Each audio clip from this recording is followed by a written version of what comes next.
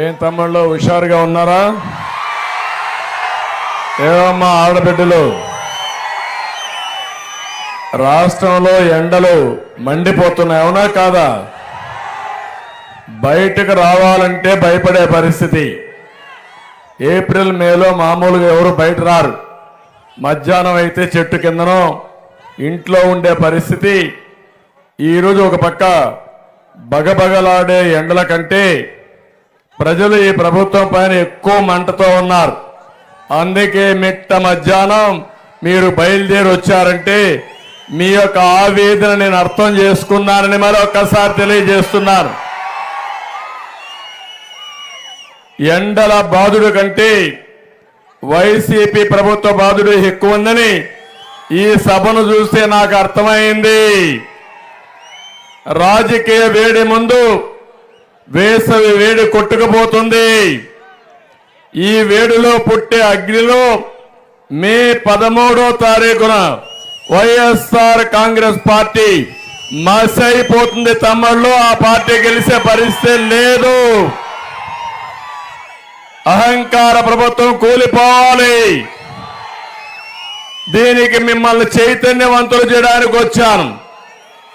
ఈ ముఖ్యమంత్రికి ఒళ్ళంతా అహంకారం, విధ్వంసం, ఎక్కడికక్కడ దోపిడీ, ఇది తప్ప ఇంకేమీ తెలియదు.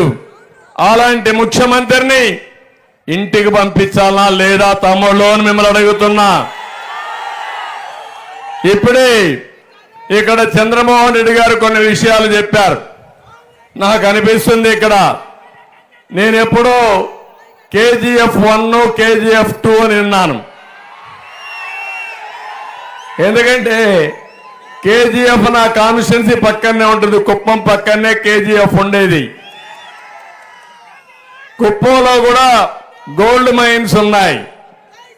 అయితే ఈరోజు మీరు ఒక్కసారి ఆలోచిస్తే ఇక్కడ కేజీఎఫ్ 1 కేజీఎఫ్ 2 చూడాలంటే కోలారుకు పోవాలి, కేజీఎఫ్ 3 చూడాలంటే సర్వేపల్లికి రావాలి.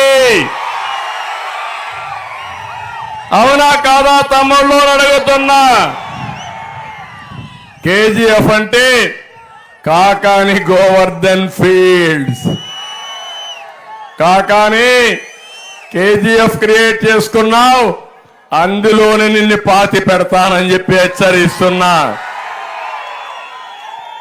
అక్రమంగా క్వార్జ్ తవ్వకాలు, సిలికా తవ్వకాలు, గ్రావెల్ తవ్వకాలు, ఈ అవినీతి మంత్రి ఎంత లోతుకు కూడిపోయాడంటే మళ్ళీ పైకొచ్చే అవకాశమే లేదు. శాశ్వతంగా గోతులోనే ఉంటాడు. ఏమాత్రం అనుమానం అవసరం లేదు. నువ్వు తవ్విన గోతులే, నువ్వు కొట్టిన ఈ కొండలే, నువ్వు దోచిన ఈ సహజ వనరులే రేపు నీకు రాజకీయ సమాధి కట్టబోతున్నాయి. కబద్దార్, జాగ్రత్తగా ఉండమని హెచ్చరిస్తున్నా.